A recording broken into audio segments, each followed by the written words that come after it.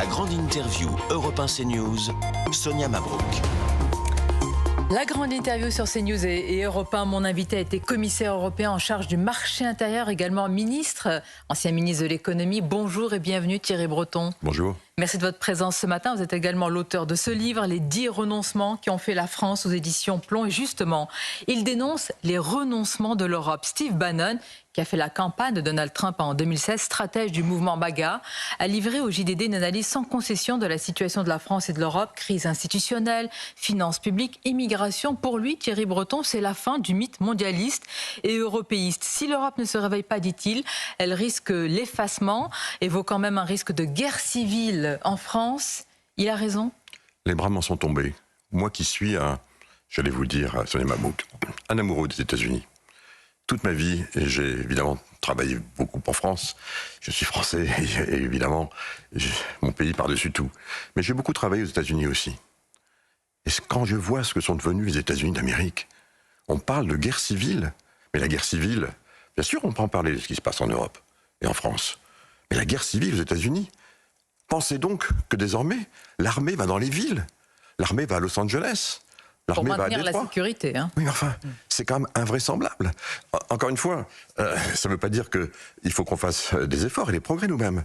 Mais s'il y a un pays aujourd'hui qui est malade, vraiment malade, ce sont les États-Unis d'Amérique. Et donc, je dirais que, avant de faire la morale au monde entier, commençons chacun par travailler chez nous, et en particulier nos amis américains.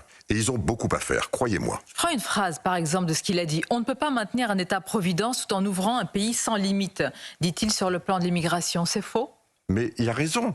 Il a raison, mais là encore, regardez ce qui se passe aux États-Unis. Je voudrais vous donner quelques... Parce qu'il faut quand même que nos téléspectateurs et nos auditeurs aient conscience de ce qui se passe. Aux États-Unis, on a le droit. Vous savez, moi, j'étais professeur également aux États-Unis. J'étais professeur dans une grande université, et on veille à ce qu'il y ait des équilibres entre différents représentants ethniques, y compris parce qu'on a le droit aux États-Unis d'en parler. Alors, on appelle les Caucasiens, on appelle les Latinos, on appelle les Asiatiques, et ça, on a le droit aux États-Unis. J'ai regardé un petit peu, y compris pour préparer notre entretien, Sonia Mabrouk. En 1960. Il y avait 86% de la population qui était d'origine caucasienne. Et il y en avait 3% qui étaient d'origine hispanique. La population afro-américaine, elle est toujours aux alentours de 10 à 13%. En 2024, c'est-à-dire aujourd'hui pratiquement, les hispanos, les latinos comme on dit, ils sont à 22%. Les caucasiens sont descendus à 55%. Et tenez-vous bien, en 2050, si jamais il n'y a plus d'immigration, vous voyez, si jamais Donald Trump ferme toutes les portes, on sait que ce ne sera pas possible, mais c'est s'il les ferme. Il en prend le chemin. Eh bien, on sera à 49%. On sera à 49% de caucasiens. Donc, conclusion. Et on sera pratiquement à 30% de... Voilà pour les caucasiens et les hispaniques. Non, mais ça veut dire quoi? Ça veut dire que lui, qu'est-ce qu'il dit? Il dit que précisément... parce qu'en fait, ce sont notamment la population hispanique. Il y a beaucoup de migrants, évidemment, qui traversent la fameuse frontière. Et il dit qu'il désigne ceux-ci comme étant à l'origine du mal-être et de l'insécurité américaine. Donc, ce que je veux dire, je ne dis pas qu'il ne faut pas le faire. Entendons-nous bien. Je dis simplement qu'avant de faire la morale au monde entier, qu'ils regardent un peu ce qui se passe. Pourquoi? Parce que les suprémacistes qui sont à la base, je dirais, de l'idéologie MAGA, je crois qu'il faudrait aussi qu'ils s'interrogent. Moi, ça ne me dérange pas, ce que je viens de dire là. Eux, visiblement, ça les interroge. Vous avez récemment réagi, Thierry Breton, sur le fameux document de la National Security Strategy, qui dit en somme la même chose que ce que dit Steve Bannon. Et en particulier sur la partie qui nous concerne l'Europe. Vous dites l'Europe est l'ennemi, c'est écrit noir sur blanc.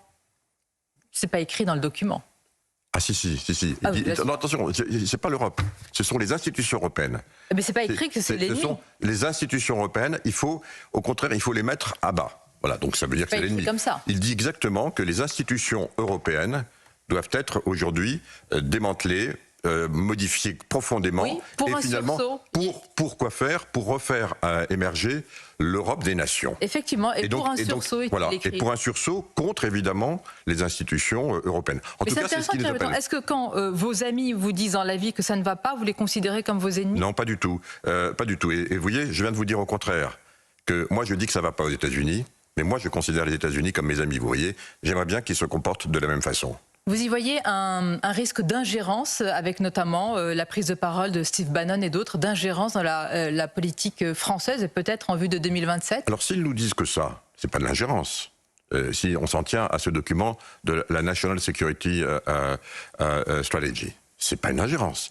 Si en revanche, et c'est là il va falloir être très vigilant, à l'occasion des différentes élections, vous savez, on a des élections pratiquement tous les 6 mois en Europe.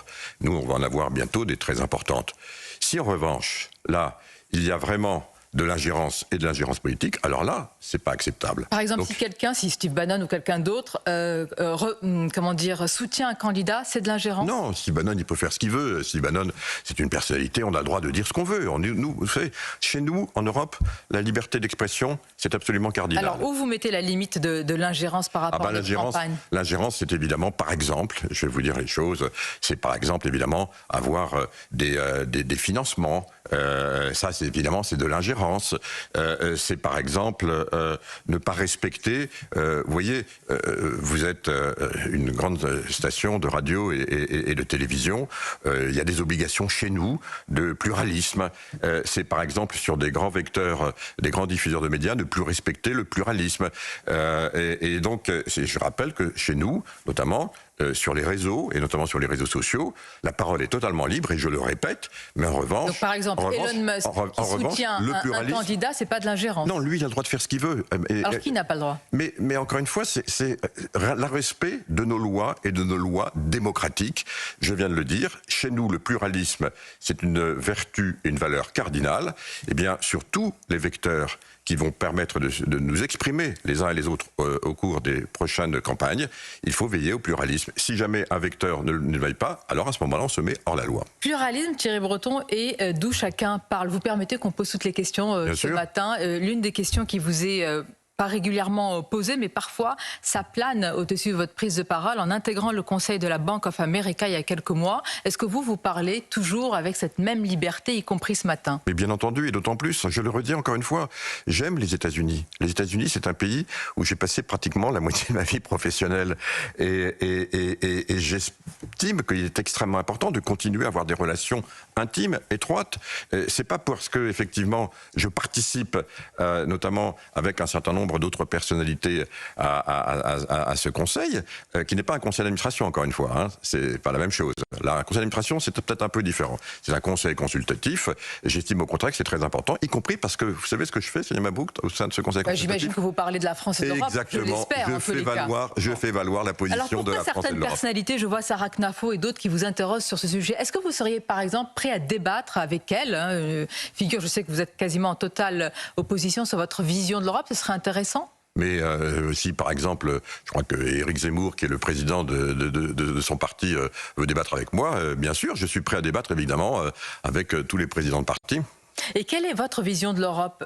Vous en avez récemment débattu également, Thierry Breton, avec Arnaud Montebourg. Est-ce que c'est une Europe des nations, fondée sur les souverainetés nationales, versus une Europe fédérale, supranationale, avec justement des commissaires européens? Où est-ce que vous mettez le curseur? Quelle est l'Europe de Thierry Breton? C'est l'Europe des pères de l'Europe. C'est-à-dire préserver ce qui est essentiel pour nous, nations européennes. Nous avons nos cultures, nous avons nos différences, nous avons nos traditions, et ça c'est préservé. Et c'est préservé notamment dans tout ce qui concerne la souveraineté, en particulier la souveraineté de défense et la souveraineté sur tous les aspects diplomatiques. Et que reste-t-il de cette souveraineté? Il reste 65% de nos lois sont d'inspiration d'origine européenne. Alors, je finis parce que ça, je disais d'abord ce qui était très important de préserver, y compris par parenthèse la souveraineté fiscale. Et puis ensuite tout le reste que l'on peut mettre ensemble, mais à une condition, Sonia Mabrouk, c'est que l'on soit plus fort ensemble. Et donc, c'est les deux. C'est pas où, vous voyez, la politique. L'Europe, c'est pas où. L'Europe, c'est et. Alors, c'est intéressant. Par exemple, sur le plan de la défense, la France a donc annoncé par la voix du président la construction d'un nouveau porte-avions. Il faut aller plus loin, selon vous, en partageant, dites-vous, Thierry Breton, des infrastructures communes de défense. Donc, par exemple, le prochain porte-avions, on le partage. Non, on est plus fort. Là encore, j'essaie de me projeter, Sonia Mabrouk. Vous savez, nous avons aujourd'hui la plus grande zone d'exclusivité maritime au monde, nous les Européens, la plus grande. Et c'est à la fois, je dirais, extraordinairement important parce que ça regorge de potentialités de richesse, mais c'est aussi une obligation pour nous de le défendre. Il n'y a pas un seul pays européen qui peut le défendre, et même pas la France avec son porte-avions ou ses 2 porte-avions. Les États-Unis ont 11 porte-avions, la Chine en a 3. Si on se projette à 2040, puisque c'est la projection effectivement où va nous amener la construction de ce nouveau porte-avions que moi j'appelle de mes vœux, eh bien, je le dis de façon très claire. Vous voyez, quand on dit partager, partager, je vais aller. Partager, ça veut dire que, bien sûr, il faut que certaines nations, et nous c'est très important parce que nous avons aussi notre souveraineté nucléaire qui, elle, et je le redis à votre micro donc ce matin. Pas de dissuasion nucléaire européenne pour tirer jamais, on dit ça, mais quand on commence à partager nos infrastructures de défense, jusqu'où on va? Jamais. Jamais. Non, mais je le dis, vous m'interrogez, en tout cas, c'est ma conviction. Maintenant, sur le reste, est-ce qu'on ne peut pas penser, de même que nous avons maintenant une infrastructure commune de satellites pour précisément nous protéger sur les théâtres d'opération? Vous le savez, c'est Starlink, c'est Elon Musk, et nous avons, et j'ai porté ça, vous vous en souvenez, j'étais commissaire aussi aux affaires de défense et à l'espace, donc la constellation Iris au carré, Iris Square, pour pouvoir encore une fois être maître de notre destin sur les nouveaux théâtres d'opération. Et ça, on le partage ensemble. Eh bien oui, je dis qu'il faut aussi réfléchir peut-être à avoir bien sûr des porte-avions nationaux, mais aussi peut-être maintenant une flotte de porte-avions européens, sous pavillon européen. Et malgré tout, vous défendez une Europe souveraine. Bien sûr, parce que ça, il s'agit, parce que Sonia Mabrouk, il s'agit quoi un porte-avions? Il s'agit d'avoir des plateformes qui nous permettent de nous projeter sur les mers qui sont des mers européennes, où la souveraineté européenne doit s'exercer. Et vous voyez, c'est un exemple type où il faut effectivement à la fois garder notre souveraineté nationale, mais aussi savoir, comme on l'a fait pour Iris au carré, comme on l'a fait aussi pour Galileo, vous savez, notre constellation qui nous permet désormais d'avoir le positionnement par satellite le plus performant au monde et ne plus passer par le GPS américain. C'est tellement important aussi, y compris pour guider nos missiles, que de l'avoir en européen. Eh bien, c'est partagé aussi par nous, les Européens. Et voilà des exemples où il faut qu'on partage ensemble un certain nombre d'éléments pour être plus fort. Alors, est-ce que c'est le cas de l'agriculture? Ah voilà, alors ça c'est un très bon exemple. Eh bien, voilà. C'est le contre-exemple surtout. Et vous m'avez entendu, je suis contre cet accord du Mercosur. Mais je vous ai entendu aujourd'hui, mais pas depuis 2019 jusqu'à la période où vous étiez commissaire européen. Et pourtant j'ai cherché, Thierry Breton. Je n'ai pas trouvé une déclaration contre le Mercosur, une déclaration sur les clauses de sauvegarde, une déclaration sur les clauses miroirs. Alors, je n'étais pas commissaire ni à l'agriculture, ni au commerce extérieur. J'avais pratiquement tout le reste. Mais vous êtes un patriote français, si je puis dire. Oui, mais je me suis toujours exprimé, toujours, je vais vous le dire sincèrement, vous ne l'avez peut-être pas trouvé, mais je me suis toujours exprimé sur le fait que l'accord du Mercosur, aujourd'hui, ne correspondait pas à nos besoins, dans son volet, évidemment, industrie agroalimentaire et agriculture.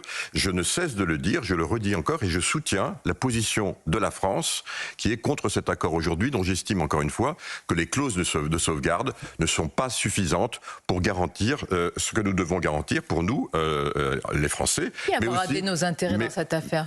Qui a reçu mandat? C'est Madame Ursula von der Leyen. Elle a reçu vraiment mandat des 27 pour discuter en notre nom. Voilà, Madame Mabrouk, ça fait partie du traité, effectivement. Aujourd'hui, le traité dit quoi? Et c'est une bonne chose. Le traité dit que sur les discussions de commerce international, parce que nous sommes plus forts à 27, on a donné le mandat à la Commission de négocier en notre nom. Mais négocier en notre nom, ça ne veut pas dire négocier pour une partie seulement. C'est-à-dire l'Allemagne. Là, on le voit, et puis il ne faut pas appeler un chat un chat. C'est pas moi qui le dis, encore une fois, je jetais l'anathème sur personne, mais tout le monde voit bien qu'aujourd'hui, nous avons des institutions, en particulier la Commission, qui fait beaucoup trop la part belle, évidemment, à un seul pays. Et c'est pas bien, parce que nous sommes encore une fois 27, et qu'on a besoin, en particulier, d'un couple franco-allemand qui soit équilibré. On emploie encore le mot couple aujourd'hui, franco-allemand? Oui, parce que c'est aussi l'histoire qui est la nôtre, parce que c'est comme ça, encore une fois, qu'on s'est reconstruit. Mythe franco. C'est comme ça qu'on s'est reconstruit, encore une fois, après-guerre. Je dirais que cet équilibre, appelons-le plutôt équilibre plutôt que couple, je suis d'accord avec vous, cet équilibre est consubstantiel, encore une fois, de la raison pour laquelle nous avons voulu nous mettre ensemble après-guerre. Mais aujourd'hui, il y a une autre raison, Sonia Mabrouk, c'est que nous sommes entourés d'empires, qui sont des empires qui ne nous veulent pas du bien, d'empires qui veulent plumer, pardon cette expression, l'Europe. Je parle bien entendu de la Russie, c'est évident. Là, c'est l'Allemagne qui veut nous plumer. Non, l'Allemagne ne veut pas nous plumer. L'Allemagne est un pays européen. Je parle de la Chine, Mais je parle aussi désormais, hélas, et je le regrette, et j'espère qu'on va inverser les choses, des États-Unis d'Amérique. Et plus largement, Thierry Breton, d'une même voix, vous avez déclaré avec l'ancien ministre Arnaud Montebourg, ou du moins vous sembliez d'accord pour dire que nous, la France, justement, sommes les vassaux industriels de la Chine et les vassaux numériques des États-Unis. Au final, cette phrase quand même, oui, elle fait mal au cœur, nous finirons pauvres et enchaînés. Alors ça c'est Arnaud Montebourg qui le dit, c'est pas moi. Vous sembliez d'accord, je vous voyais opiner du chef. C'est Arnaud Montebourg qui le dit, donc je vais lui Qui serait responsable d'une telle situation? Mais si jamais on ne bouge pas, ça risque de terminer comme ça. Et pourquoi on n'a pas bougé avant? Ah ben voilà, ça c'est la très bonne question. Pourquoi on n'a pas bougé avant? Mais c'est vrai aussi. Pourquoi les États-Unis n'ont pas bougé avant pour être là où ils en sont? C'est vrai. C'est pas parce qu'encore une fois on regarde le passé qu'il ne faut pas désormais se retrousser les manches et construire le présent et l'avenir ensemble. Eh bien cet avenir, c'est une Europe qui doit se réindustrialiser. C'est une Europe qui doit être plus maître de son destin. C'est une Europe qui doit reprendre le contrôle de son espace informationnel et de son espace numérique. C'est ce que j'ai essayé de faire. Vous vous en souvenez? Notamment en bâtissant un certain nombre de règles sur notre espace informationnel. Mais comment on peut être comme vous? Vous avez été le champion aussi, si je ne me trompe pas, Thierry Breton, de l'ultralibéralisme économique. Et comment on peut aujourd'hui venir se plaindre du manque de protection de nos actifs stratégiques? Je n'ai jamais été le champion, je ne renie pas du tout, mais je n'ai jamais été le champion de l'ultralibéralisme, comme vous le dites. Certains vous ont présenté peut-être, mais souvenez-vous la position, puisque je sais que vous suivez ça attentivement, que j'avais prise lorsque Mittal avait fait une OPA hostile sur Arcelor. On en parle du reste avec Arnaud Montebourg. Vous savez que j'étais hostile, souvenez-vous des bons, on appelle ça du reste les bons bretons. C'était des bons que j'avais initiés, qui ont été votés par l'Assemblée lorsque j'étais ministre, pour pouvoir lutter précisément contre les OPA hostiles. Voilà. Et Alstom alors, vendu à la découpe, où étiez-vous? Alstom, j'étais plus là, j'étais en train d'enseigner à Harvard. Vous voyez, donc on peut pas non plus. Voilà. Ça n'empêche que vous avez votre parole, toujours en patriote français, là pour défendre la. C'était sous Nicolas Sarkozy, sous Nicolas Sarkozy, puis ensuite sous François Hollande. Oui, c'est vrai. Voilà, et bien je le regrette.